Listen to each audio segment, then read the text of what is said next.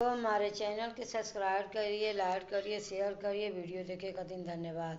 हमारे YouTube channel पर आप लोग का स्वागत हो और आप लोग के लिए गाना गीत लेके आए हैं। गाना गीत पसंद हो तो लाइक करना, सब्सक्राइब करना, शेयर करना। और चार्ज नहीं था इसीलिए हमारा वीडियो लेट हो गया। चार्ज की वजह लाइन नहीं था इसीलिए। हमवा महुआ कजुमा डलिया जी, हमवा महुआ कजुमा डलिया, तनी तकाओ सजना वहाँ मारी ओरिया, तनी तकाओ बलामू वहाँ मारी ओरिया।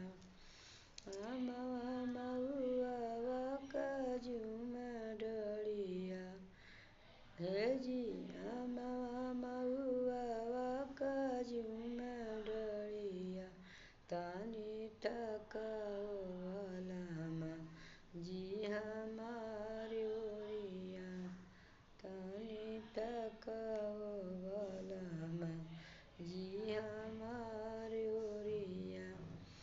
हमवा महुआ कजुमा डलिया हे जी, हमवा महुआ कजुमा डलिया, तनी तकाओ नजरिया हमारी ओरिया, तनी तकाओ बलामा जी नजरिया हमारी ओरिया, तनी तकाओ बलामा जी नजरिया हमारी ओरिया।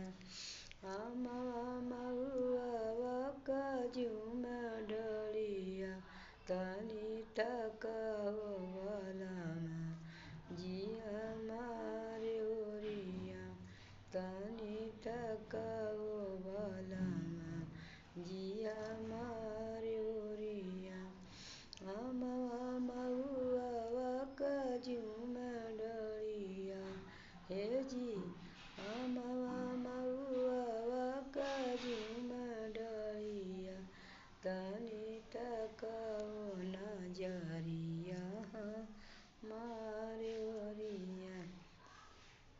हमवा महुआ कजुमा डलिया, तनी तकाओ नजरिया सजना हमारी ओरिया, तनी तकाओ नजरिया बलमा हमारी ओरिया, तनी तकाओ सजना हमारी ओरिया।